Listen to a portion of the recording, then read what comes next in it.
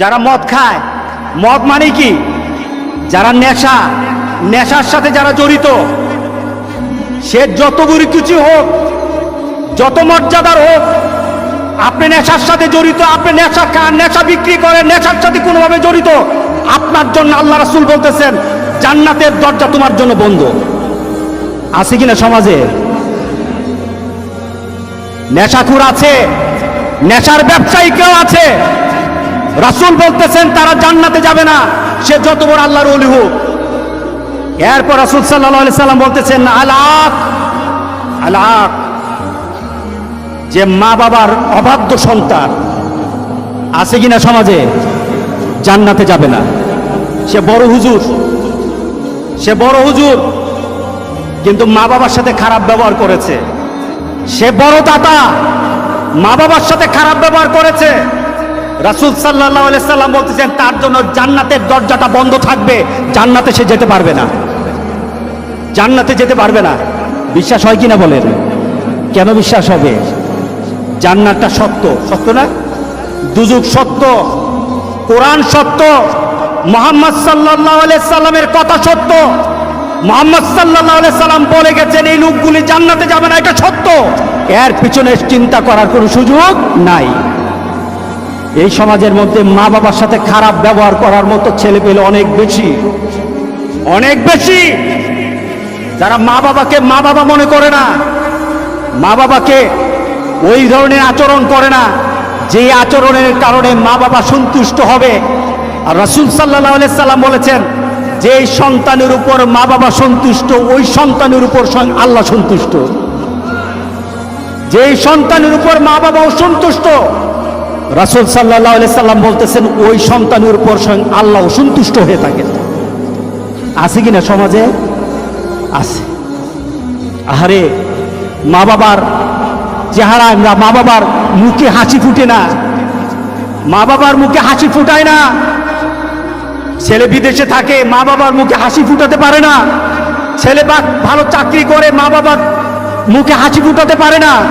ছেলের ঘরে ভালো রান্না থাকে, মা বাবা সন্তুষ্ট হতে পারে না। ওই সন্তান যত বড় নামাজি হোক, আজকের জুমার নামাজে সে নামাজ পড়ুক, সে জান্নাতে যেতে পারবে না। বলেছেন মুহাম্মদুর রাসূলুল্লাহ সাল্লাল্লাহু আলাইহি সাল্লাম, মুহাম্মদ সাল্লাল্লাহু আলাইহি সাল্লাম, তুমি জান্নাতে যেতে পারবে না।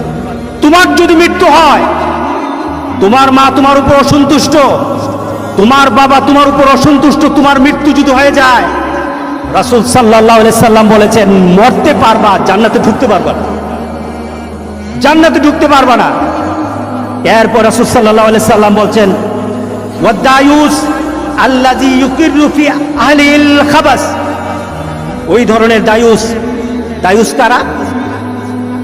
রাসূল সাল্লাল্লাহু আলাইহি সাল্লাম দায়ুসের যে সংজ্ঞা দিচ্ছেন, দায়ুস কারা? পরিবারের এমন ব্যক্তি, তার পরিবারে তার মেয়ে হতে পারে, তার পরিবারের তার বোন হতে পারে, তার স্ত্রী হতে পারে, তার মা হতে পারে, যদি কোনো কারণে সে বেপরদায় চলে, দিনের বাইরে চলে, বেপরদায় চলে, এমন চলা যে চলাটা হলো মুহাম্মদ সাল্লাল্লাহু আলাইহি সাল্লামের নীতিতে নাই, আল্লাহর নীতিতে নাই, মুহাম্মদ সাল্লাল্লাহু আলাইহি সাল্লামের নীতিতে নাই। দায়ুস বলতে আমরা বলি যে চলে সে। রাসূল বলতেছেন দায়ুস হলো সে বাবা হওয়ার পর যদি মেয়েকে সে শাসন না করে, যে বেপরদায় চলা যাবে না, বাপ্পা হলো দায়ুস। কে দায়ুস? মেয়ে আপনার কলেজে যায়, ইউনিভার্সিটিতে যায়, রাস্তায় চলে, যদি পর্দার সাথে না চলে, আমি বলি নাই, কে বলেছেন? মুহাম্মদ সাল্লাল্লাহু আলাইহি সাল্লাম। মুহাম্মদ সাল্লাল্লাহু আলাইহি সাল্লাম বলেছেন তোমার মেয়ে যদি বেপরদায় চলে, মেয়ে যেমন দায়ুস, বাপ মা তেমন দায়ুস, এবং এই নীতিটাকে যারা পছন্দ করবে তারাও দায়ুস। রাসূল বলতেছেন এগুলি জান্নাতে যাবে না। কে বলেছেন? সমাজে আছে কিনা? আছে কিনা বলেন? ওই যে লেডি বাইক, তার পরিবারের তার চালচলনকে, তার সেই মোটর সাইকেল চালানোকে তারা কি করেছে? সমর্থন করেছে। তার শ্বশুর বাড়ির তারা সমর্থন করেছে। আমি আপনাদের জন্য বলি, মেয়েটা খারাপ হয়ে গেছে, মেয়েটা যদি দুষ্ট হয়ে যায়, মেয়েটা যদি চরিত্রহীনা হয়ে যায়, ছেলেটা যদি চরিত্রহীন হয়, তাহলে বাপ মার শাসন করা দরকার, ঠিক না? বাপ মার শাসন করা দরকার। আর শাসন না করে যদি সেটাকে যদি সমর্থন করে, মেয়েও যেমন দুষ্ট, মেয়েও যেমন, ছেলেও যেমন এই কাজ করে পাপী, বাপ মা এই কাজের প্রতিবাদ, বাপ মা এই কাজের প্রতিবাদ না করো, সেও দায়ুস, সেও জাহান্নামী, সেও কি জাহান্নামী। সুতরাং যারা এই বাংলাদেশের মধ্যে নতুন স্টাইল সৃষ্টি করতে চায়, তোমাদের জন্য একটা দুঃসংবাদ, তোমার পরিবারে তোমার মা বাবার জন্য দুঃসংবাদ, যারা এটাকে সমর্থন করে মিডিয়া তাদের জন্য দুঃসংবাদ, যারা তাদের স্ট্যাটাসের মধ্যে এই কথা লেখে যে মেয়েটা কি হয়েছে, অসুবিধা কি, এই কথা যারা স্ট্যাটাস দিয়েছে তাদের জন্য দুঃসংবাদ। রাসূল বলেছেন সে জান্নাতে যাবে না, যাবে না, যাবে না। কে বলেছেন? রাসূল বলেছেন। জান্নাতের অবস্থাটা কি? রাসূল সাল্লাল্লাহু আলাইহি সাল্লাম বলেছেন জান্নাত তো এমন, একটা ঘোড়াকে ছেড়ে দেওয়া হবে, 1 বছর সে ঘোড়াটা দৌড় দিবে, 1000 বছর পর্যন্ত ঘোড়াটা দৌড়বে, একটা প্রান্ত গিয়ে দাঁড়াবে, শেষ হয়ে যাবে তার প্রান্ত 1000 বছর।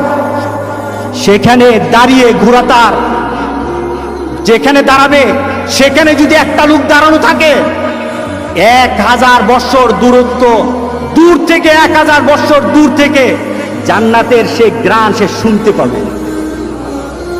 কতটুকু দূরে?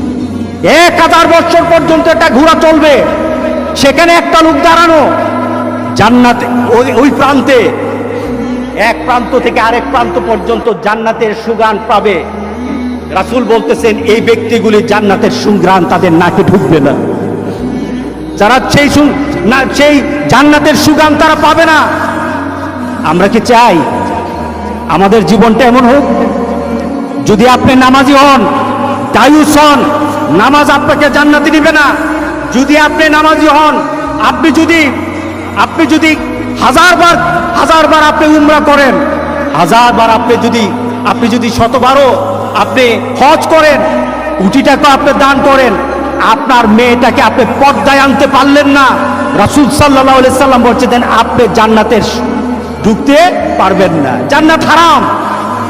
আপনার মা বাবার সাথে খারাপ ব্যবহার করেছেন, মা বাবা চোখের পানি ফেলে দিয়েছে, জান্নাতের দরজাটা বন্ধ হয়ে গেছে, জান্নাতের দরজাটা বন্ধ হয়ে গেছে।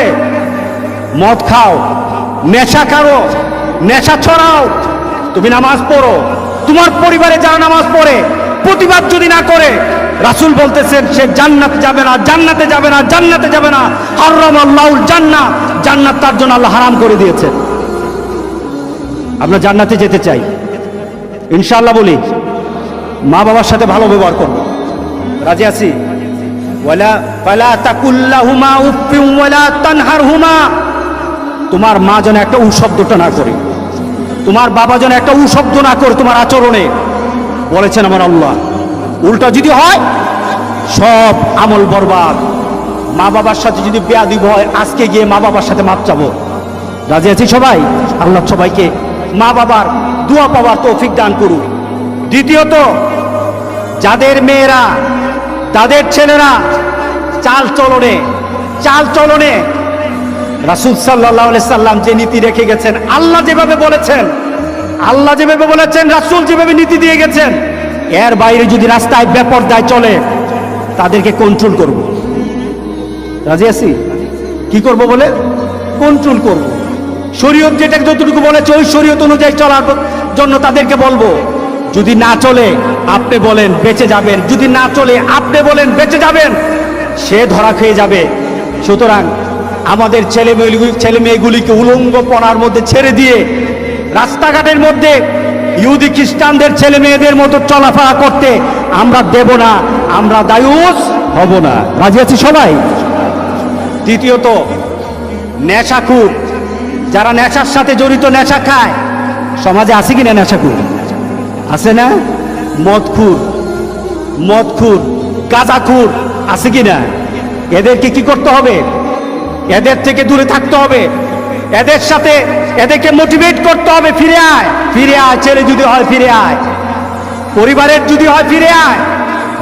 যদি এতটুকু না হয়, তাদের সাথে যে চলবে সেও দুজকে যাবে। তাদের সাথে যারা চলবে তাদের জন্য দুজক, জান্নাতকে হারাম করে দেওয়া হবে। সুতরাং নেশাখোরের সাথে আমাদের কোনো সম্পর্ক হবে না। আল্লাহ যেন আমাদের সবাইকে তৌফিক দান করে। আমিন বলি, আমিন বলি। আর সহ্য হয় না, আর সহ্য হয় না। আমার কোরআনের গায়ে আঘাত হয়, কলিজায় ব্যথা লাগে না। ছোট্ট ছোট্ট করে বলে দিনের এক একটা কনসেপ্টগুলি, দিনের এক একটা নীতির উপর এরা এমনভাবে আঘাত করে, ও শখ জেগেছে করেছি, শখের জন্য করেছি, শখ জেগেছে করেছি, শখের জন্য করেছি। শখ করতে করতে ইসলামকে জবাই করে দিছে, ঠিক না? ইসলামকে জবাই করে দিয়েছে। সুতরাং আমরা কি এটার পক্ষে আছি না বিপক্ষে আছি?